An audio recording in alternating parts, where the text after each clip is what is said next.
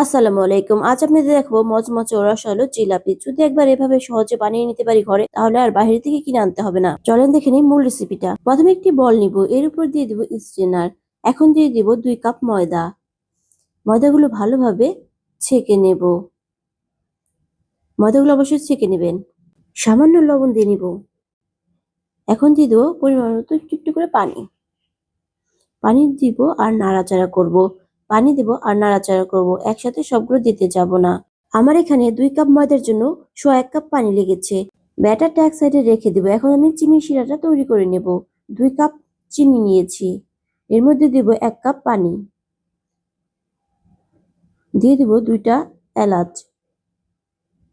এখন এটাকে একটু নাড়াচাড়া দিয়ে নেব। পানিটা বলক আসার পর 3 থেকে 4 মিনিট এটাকে জাল দিয়ে নেব।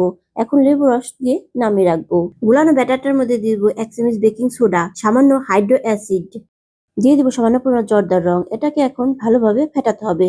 যত মসৃণ করে ফেটাতে পারবেন জিলাপি ততই ভালো হবে। ব্যাটারটা ভালোভাবে ফেটে একটি সসের বোতলে ঢেলে নেব। সসের বোতলে ঢেলে নিলে বানাতে সুবিধা হবে।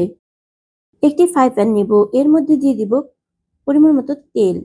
তেল দিয়ে এটাকে জিলাপির শেপ করে নেব। আপনারা আপনাদের মনের ইচ্ছা মতো এখানে ডিজাইন করে নিতে পারেন। এটা ঘোরাবেন আর একটা ডিজাইন হয়ে যাবে। আমি একটা করে দেখাচ্ছি, দেখেন হয়ে গেল একটা। এটাকে এখন আমি উল্টে পাল্টে ভেজে নেব। ভাজা হয়ে গেলে সাথে সাথে এটা উঠিয়ে শিরায় দিতে হবে। শিরায় দেওয়ার পর সম্পূর্ণ জিলাপিটা যেন শিরার নিচে থাকে, উপরে যাতে না থাকে, তাহলে রস ঢুকবে না। দেখেন আমি আর কয়েকটা করে নিচ্ছি। এগুলোকেও করে নেব ভালোভাবে, উল্টে পাল্টে ভেজে নেব। ভাজা হয়ে গেলে শিরার মধ্যে দিয়ে দিব।